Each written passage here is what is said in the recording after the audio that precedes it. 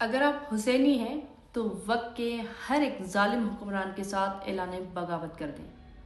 میں سندھ اور پاکستان کی بیٹی ربا آج عمرکوٹ میں ہونے والے سانحے پہ میرا دل دہل چکا ہے۔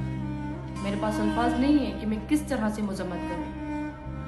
میرے پاس الفاظ نہیں ہے کہ میں سندھ کے حکمرانوں کو کس طریقے سے غیرت دلاؤں۔ میرے پاس الفاظ نہیں ہے کہ میں کیسے آپ لوگوں کو نیند سے جگاؤں۔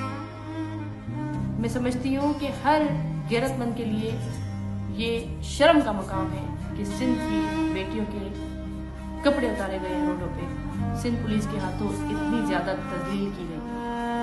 بلاول صاحب سے میں مخاطب ہونا چاہتی ہوں کہ بلاول صاحب یہ آپ کے ووٹر اور سپورٹر ہیں۔ مریم نواز کی گرفتاری پر آپ کے کیا الفاظ تھے کہ آپ لوگوں میں غیرت نہیں ہے، آپ لوگوں میں شرم نہیں ہے کہ ایک عورت کو اس طریقے سے گرفتار کیا جا رہا ہے، چادر اور چار دیواری کا تقدس پامال کیا جا رہا ہے۔ بلاول صاحب، ان بیٹیوں بہنوں کو ماؤں کو روڈوں پہ گھسیٹ کر ان کے کپڑے اتارے گئے۔ اگر آپ میں غیرت ہے تو آپ اس کو اس طریقے سے لیں کہ یہ سندھ کی بہنوں بیٹیوں کے کپڑے نہیں، یہ آپ کے کپڑے اتارے گئے۔